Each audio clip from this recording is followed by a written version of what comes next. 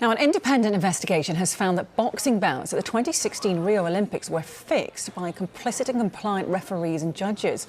The report highlights losses for British fighter Joe Joyce in his gold medal super heavyweight match and the defeat of Ireland's Michael Conlan in a bantamweight quarter-final as 2 of 11 suspicious bouts. But there are indications there may be more, in fact. Professor Richard McLaren led the investigation, which was commissioned by the sports world governing body AIBA.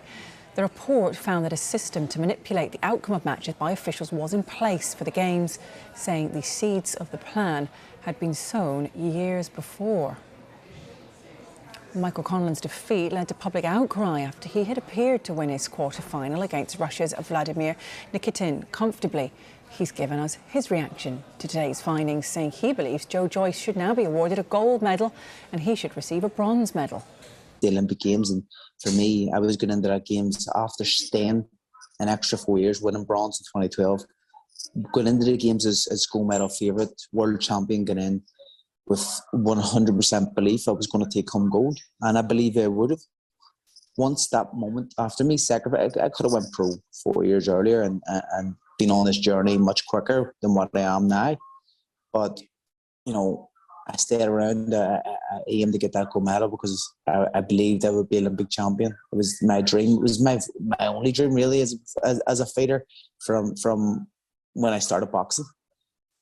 Once that was ripped away from me, I'd say it's a bit corny and stuff, but like a bit of me was ripped away. You know, it changed my look on sport, on boxing, especially amateur boxing.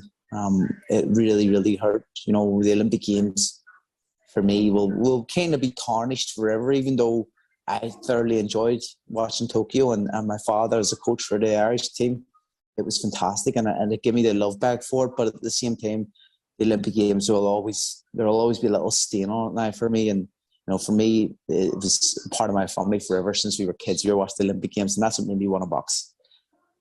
And the fact that what happened in Rio, along with my father being in the corner, I think it sickened us as a whole family, and maybe, you know, ruined the Olympics a bit for us. You know, it's hard. It's such a shame because the amateurs are supposed to be the purest of the pure, especially when there's a camera on you. Now, sometimes in the amateurs you see unjust decisions and nobody's going to know because it's at some working men's club. But on a platform like the Olympics, for something like this to be exposed, to come out, to be happening, is more than wrong. Because you are ruining people's careers, you are ruining people's ambitions. So not many gold medalists end up being world champion, but it's a great springboard. World professional champion, but it's a great springboard to let the whole world know who you are, to carry that medal, to represent your country, to say I've done this, you know, then to move into the pro ranks. And so for this to happen, I always say name and shame. Don't just tell me about this has happened, that's happened, this has been wrong, that has been wrong. Name and shame. And so what I'm saying, name and shame, see a picture of who it is. Let them explain why they've done what they've done. Don't hide behind the officials, don't hide behind your organisation, because if that happens, then less people will be willing to cheat. Less people will be willing to potentially ruin people's lives by cheating. Name and shame them, because you've got to go home. You've got neighbours. People will say, you know what, you're a cheat. You know, you've done wrong. You've made wrong decisions, and you can't justify why you've done it. That's the only way you stamp it out. Unfortunately, it's trickled down to the level of the Olympics. To me, it's just so wrong on every level. It saddens me to hear that, if I'm totally honest, because if you look at the likes of Mickey Conlan, who competed in those games, and he had that terrible decision, and that really, winning a gold medal is the accolade of amateur boxing. It's the biggest tournament in amateur boxing, but that also changes the path of your professional career. You know, Mickey Conlan's had a tough ride to get to the top, whereas had he won that gold medal, it would have catapulted him up there, and he would have opened up a lot of doors straight away.